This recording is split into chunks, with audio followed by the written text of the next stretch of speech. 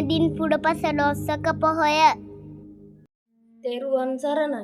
සබාදාම මල්පල දරමින් සුන්දර වන මැදින් මාසයේ ලැබුණා.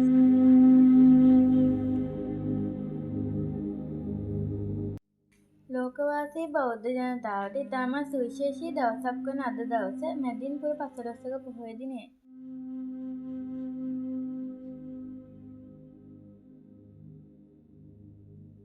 බුදුරජාණන් වහන්සේ බුදුවීමෙන් පසු ප්‍රථම වාට ශාක්‍ය දේශයට වැඩමවීම. ඥාතීන්ගේ මානය බිඳීම සඳහා යමමා පෙළහැර පෑම. සුද්ධෝදන රජතුමාගේ තුන්වෙනි බැඳීම සිදුවීම. යශෝදරා දේවියට සතිකිදුරු ජාතක දේශනා කිරීම. නන්ද කුමරුගේත් රාහුල කුමරුගේත් පැවිද්ද සිදුවීම.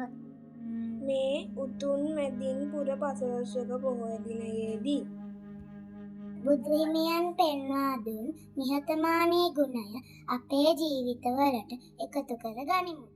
ශ්‍රී ලංකාවාසී ලෝකවාසී සැමට ශාන්ත වූ මැදින් පොහොය දිනයක් වේවා.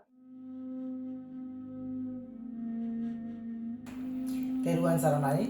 පනංගලවත්ත ශ්‍රී විජේසුනන්දාරාම විහාරස්ථ ශ්‍රී සුමන දහම් පාසල ආරම්භ කරලා මේ වෙනකොට වසර 20ක් ගත වෙලා අභිමානවත් 20 වසරක ප්‍රෞಢ ඉතිහාසයක් සමග ඉදිරියට යන ගමනේ දහම් පාසලේ දූ දරුවන්ගේ සංකල්පයකට අනුව දරුවෝ එකතු වෙලා කරන සුවිශේෂී මාධ්‍ය කටයුත්ත මේ වෙනකොට ආරම්භ කරලා තියෙනවා.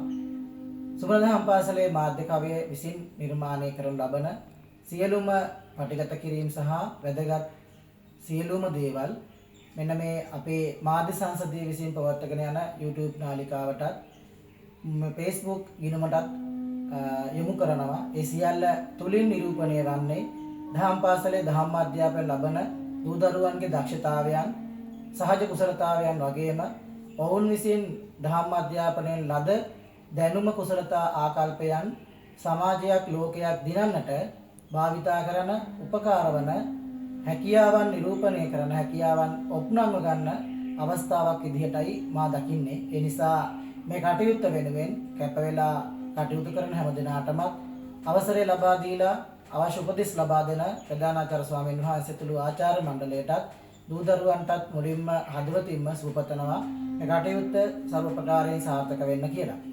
මේ මාධ්‍ය සංසදයේ විසින් පවත්වනු ලබන මේ කටයුත්තේදී වැදගත්ම සාධකය වෙන්නේ සෑම පොහොය දිනයකදීම ඒ පොහොය වැදගත්කම පදනම් කරගනිමින් ඒ පොහොය වැදගත්කම නිරූපණය වෙන ආකාරයට නරඹන්නන්ට මේ සුදුව එකතු වෙන අයට දැනගන්න පුළුවන් දැනුමක් සහ අවබෝධයකින් යුතු වීඩියෝ පටයක් අදින් පසුව සෑම පොහොය මාසකදී පොහොය දිනයකදීම දහම් පාසලේ දූ දරුවන් විසින් මේ මාධ්‍ය කවය හරහා මේ සියලුම YouTube නාලිකා හා Facebook ගිණුම් වලට යොමු කරනවා ඇති. මේ හැම තැනකදීම දරුවන්ගේ කුසලතාවයන් දැනුම සහ ආකල්පයන් වර්ධනය කර ගැනීමෙන් යහපත් පුරවැසියන් සමාජගත කරන්න දරන උත්සාහයක් විදිහටයි මා දකින්නේ.